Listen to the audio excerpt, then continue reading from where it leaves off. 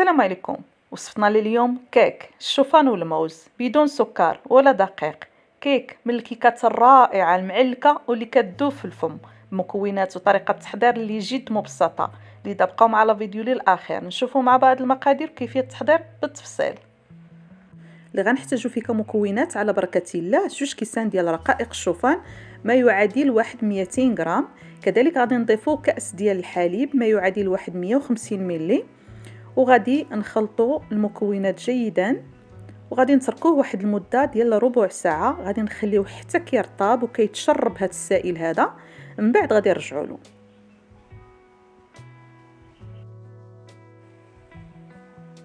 في هذه الاثناء غادي ناخذوا 3 ديال الحبات ديال الموز اللي كيكونوا متوسطين في الحجم ديالهم، ومن بعد غادي نبداو كنهرسوهم بمساعده واحد الفورشيط حتى كيتمعسوا جيدا.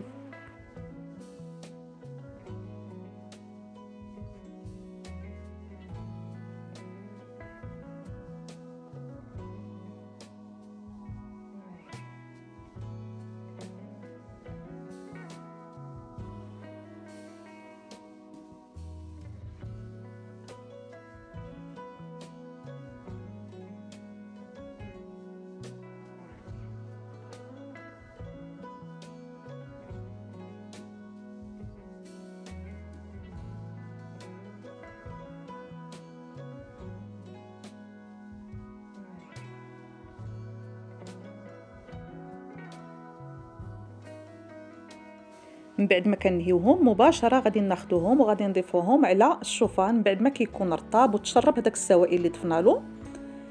غادي نضيفو كذلك باقي المكونات اللي عندنا فيهم 3 ديال الحبات ديال البيض يكونوا بدرجه حراره المطبخ، ونخلطوا هاد المكونات جيدا مع بعض.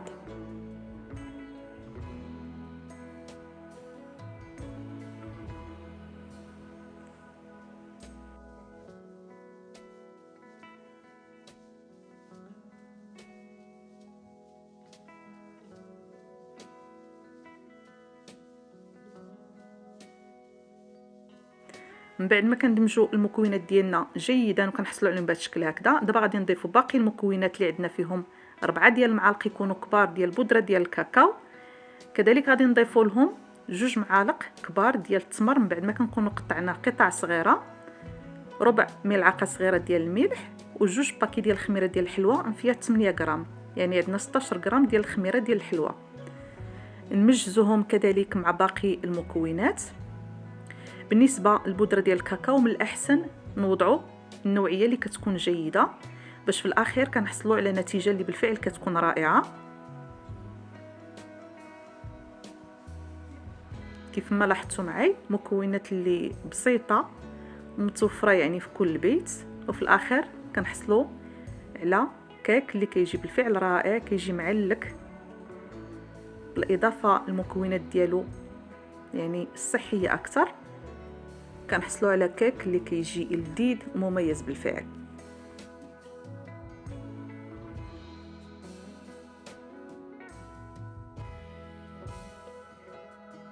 من بعد ما كنهيوه غادي ناخذوه وغادي نصبوه في واحد القالب ديال الكيك، من بعد ما كنكونوا دهناه بالزيت او الزبده وكنرشوه بالقليل من الدقيق.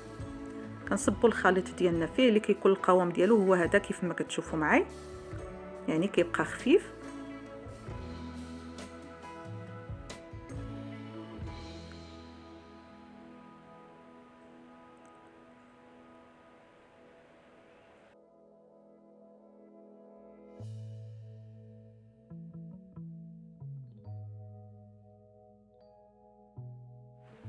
بهذا الشكل هكذا. دابا غادي نضيفوا له كميه من اللوز من بعد ما كنكونوا قطعناه رقيق،